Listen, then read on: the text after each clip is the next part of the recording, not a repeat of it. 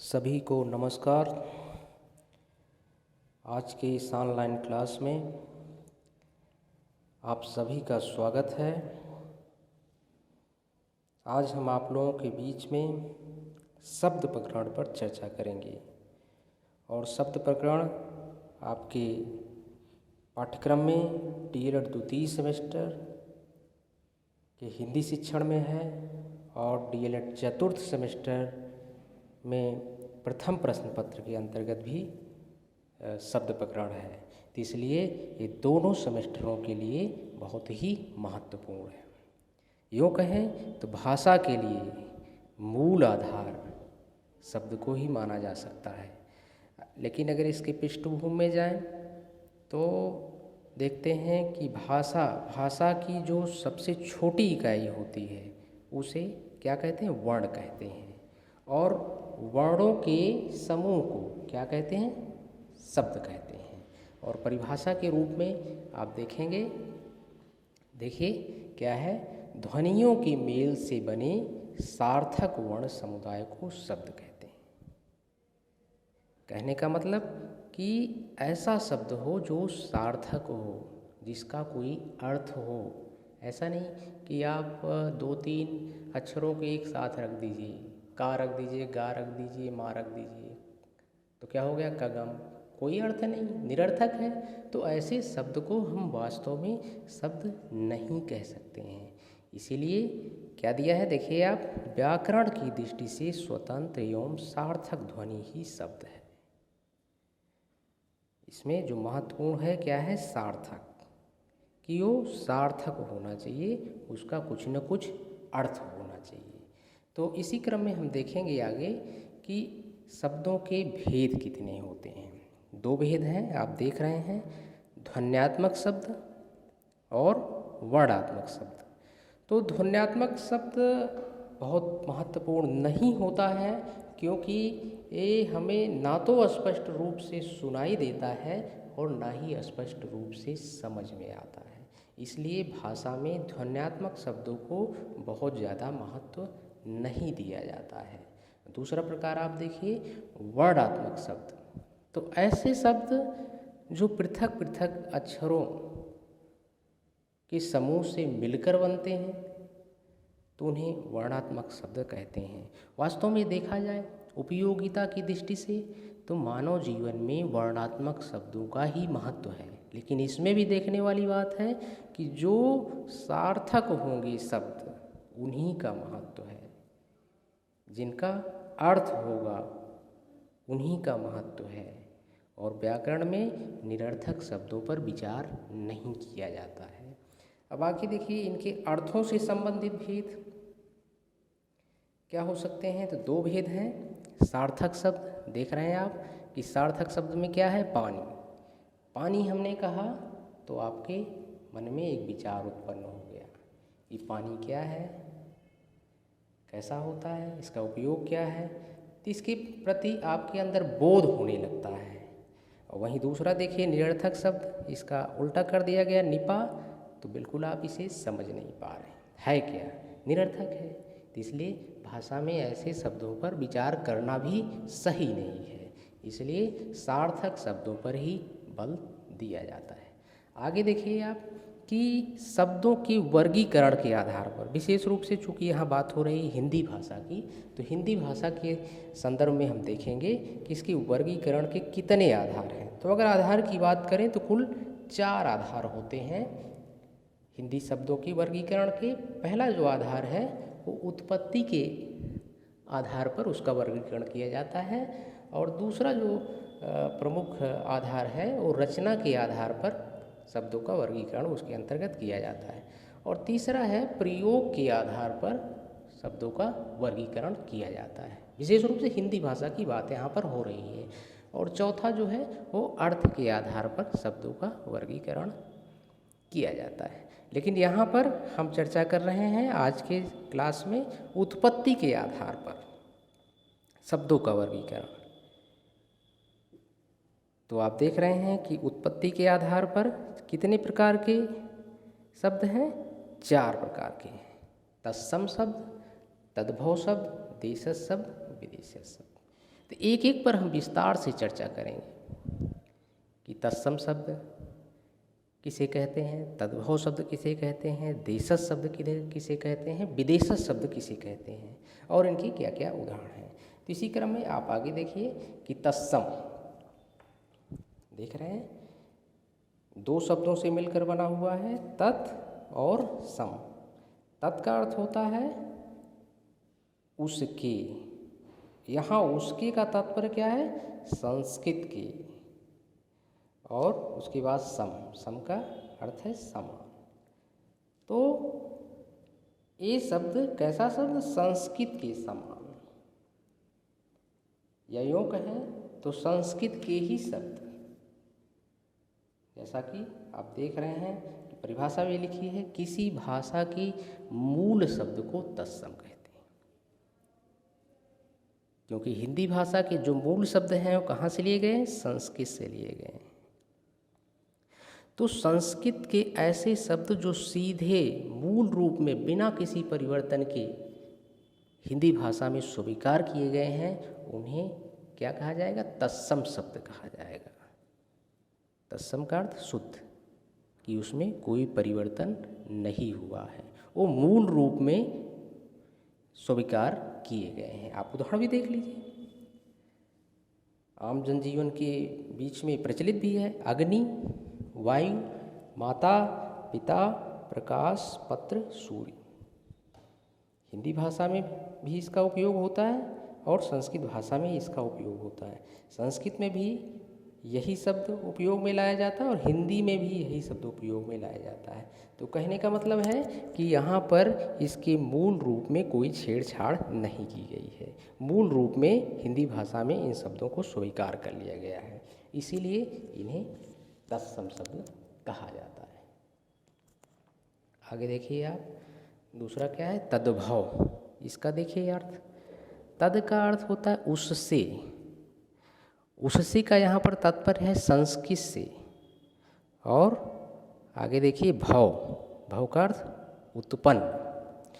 तो तद्भव का जो अर्थ है संस्कृत से उत्पन्न। परिभाषा के रूप में देखिए आप, ऐसे शब्द जो संस्कृत और प्राकृत से विकृत होकर हिंदी में आए हैं तद्भव कहलाते हैं।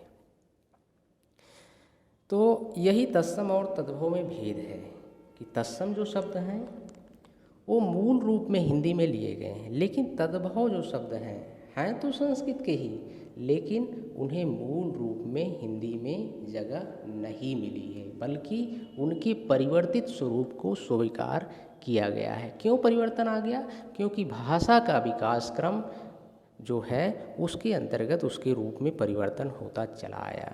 क्योंकि संस्कृत के बाद पाली आई, पाली के बाद प्राकृत आई, प्राकृत के बाद अपभ्रंश आई और अपभ्रंश के बाद हिंदी का उदय हुआ। तो इस प्रकार से अपने विकास यात्रा में इन शब्दों ने अपने स्वरूप को अपनी सुविधा अनुसार या भाषा की सुविधा अनुसार या यूँ कहें कि लोगों की सुविधा के अनुसार अपने रूप में परिवर्तन करते हुए आज हिंदी भाषा में ये शब्द स्थान बनाए हुए हैं। तो ऐसे शब्दों को तद्भव कहा जाता है। आप उदाहरण भी देख सकते हैं, फूल बोलते हैं आमतौर से भी हम, कपूर, बच्चा, मोर, चौथा। लेकिन संस्कृत में इसका रूप अलग है और तद्भव में इसका रूप अलग है। तो निश्चित रूप से भाषा अपने विकास क्रम में अपने शब्दों के रूप में परिवर्तन की है और इस परिवर्तित स्वरूप को हमारी हिंदी भाषा ने स्वीकार किया गया है, इसलिए ऐसे शब्द को तद्भव शब्द कहा जाता है। अगला देखिए आप, देशज। देशज दो शब्दों से मिलकर बना है, देश और जा। देश का मतलब समझते हैं राष्ट्र, देश, राज्य जो भी कहें, और जा का अर्थ जन्मा। तो ऐसा शब्द जो देश में ही जन्मा है। परिभाषा भी आप देख लीजिए क्या लिखा है, देशज वे शब्द हैं जिनकी व्युत्पत्ति का पता नहीं चलता। पता नहीं चलता का तात्पर्य है कि कब इनकी उत्पत्ति हुई और कैसे इनकी उत्पत्ति हुई और इनका व्याकरण क्या है, इन सब के विषय में कोई जानकारी नहीं होती है। क्योंकि ये स्वतः ही जन्म लेते हैं और स्वतः ही लोगों के बीच में प्रचलित हो जाते हैं, कहीं से भी ये व्याकरण के बंधन में नहीं बंधे हुए हैं। तो ऐसे शब्दों को देशज शब्द कहा जाता है, देसी शब्द कहा जाता है, जो आपके बीच में ही पैदा होता है। वो आप देखते भी हैं अलग अलग क्षेत्रों में स्थानीय रूप से कहीं कोई शब्द प्रयुक्त किया जाता है, कहीं कोई शब्द प्रयुक्त किया जाता है, भाषा में उसका कोई जिक्र नहीं, लेकिन स्थानीय रूप से प्रचलित है, तो ये देशज शब्द कहलाते हैं। उदाहरण भी आप देखिए, पगड़ी, कहीं भी खोजिए आप, संस्कृत में खोजिए, कहीं खोजिए, नहीं मिलेगा आपको। लोटा, खिड़की, कटोरा, डिबिया, तो जितने भी शब्द हैं इस प्रकार से वो देशज शब्द कहलाते हैं। इसी क्रम में आप आगे देखिए, विदेशी शब्द।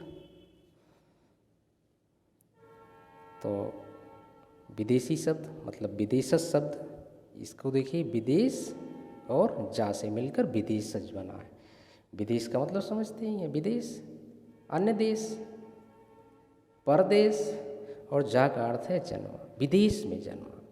तो यहाँ पर जो तात्पर्य है कि ऐसी भाषा या ऐसे शब्द जिनकी उत्पत्ति विदेश में हुई है, लेकिन वो हमारी भाषा के बीच में पाए जाते हैं। परिभाषा के रूप में आप देखिए यहाँ पर, विदेशी भाषाओं से हिंदी भाषा में आए शब्दों को विदेशी शब्द कहते हैं। जैसे फारसी, अरबी, तुर्की, अंग्रेजी, पुर्तगाली, फ्रांसीसी भाषाओं के शब्द हैं। अब आप सोच रहे होंगे कि ये कैसे कूद पड़े बीच में, ते आपसी संपर्क के कारण से ऐसा हुआ, क्योंकि भारत पर आप जानते हैं कि मुगलों का शासन रहा, तुर्कों का शासन रहा और अंग्रेज़ों का शासन रहा।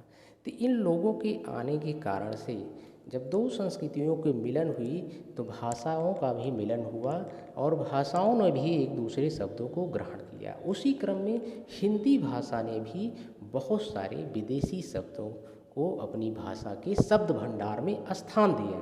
आप देखिए, तमाम सारे उदाहरण हैं, आप बोलते भी हैं आमतौर से, जो भी आप एक दूसरे से संवाद करते हैं, वार्तालाप करते हैं, इन शब्दों का आप प्रयोग करते हैं और ये विदेशी शब्द हैं, लेकिन हिंदी भाषा में इन्हें स्थान दिया गया है। फारसी शब्द देखिए, बार बार कहते हैं अफसोस, आतिशबाजी, अदा, आराम, आमदनी, आवारा, हाथ, सरदार, सरकार, सौदागर, सितारा, शादी, सप्ताह, हजार आदि। तमाम ऐसे शब्द हम दैनिक बोलचाल में प्रयोग करते हैं। और अगर भाषा व्याकरण में बात करें तो उसमें बताया गया है कि लगभग 3500 शब्द ऐसे हैं जिन्हें फारसी भाषा से लिया गया है और वो आज हमारे हिंदी भाषा में प्रयुक्त हो रहे हैं। उसी तरीके से अरबी शब्द आप देखिए, अजब, अमीर, अजीब, बजाय, असर, इमारत, इज्जत, तमाम ऐसे शब्द हैं, किस्मत, किस्सा, किला, कसम आदि। तो इनके संबंध में कहा जाता है लगभग 2500 ऐसे शब्द हैं अरबी भाषा के जो हिंदी भाषा में आज के दौर में प्रयोग किए जाते हैं। तुर्की शब्द भी आप देख रहे हैं, तुर्की भाषा से भी लिए गए हैं, उर्दू, कालीन, कैंची, कुली और तमगा, तलाश, बेगम आदि।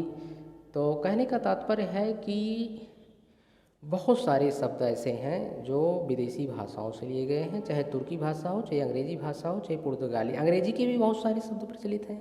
और आप कहते हैं, यहाँ तक कि हमने देखा है कि अंग्रेजी के जो शब्द हैं उन्हें हिंदी भाषा में अपने रूप में लोग परिवर्तित कर लिए हैं। जैसे आप उदाहरण भी देख लीजिए, ऑफिसर, आमतौर से क्या अफसर कहते हैं, इंग्लिश भाषा में अफसर नहीं, लेकिन अपनी सुविधा अनुसार भाषा ने अपनी रूप को परिवर्तित किया, शब्द ने अपने रूप को परिवर्तित किया और ऑफिसर की जगह लोग अफसर कहते हैं। जैसे लिखा है कैप्टन, तो आमतौर से आपने सुना होगा हिंदी भाषा में कप्तान कहते हैं।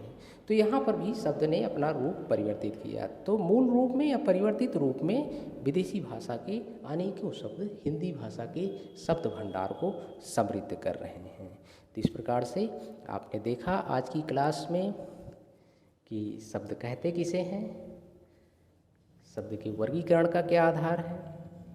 तो उत्पत्ति का आधार आपने देखा कि कितने प्रकार से शब्दों की उत्पत्ति हो सकती है। तो तत्सम तद्भव, देशज, विदेशज, तो इन माध्यमों से हमारे हिंदी भाषा के शब्द भंडार को समृद्ध करने का प्रयास किया गया है। और अगली क्लास में हम चर्चा करेंगे रचना के आधार पर शब्दों का जो वर्गीकरण है उसको देखेंगे, और प्रयोग के आधार पर शब्दों का वर्गीकरण कैसे किया जा रहा है उसे भी समझने का प्रयास करेंगे, और अर्थ के आधार पर भी वर्गीकरण को हम समझने का प्रयास करेंगे।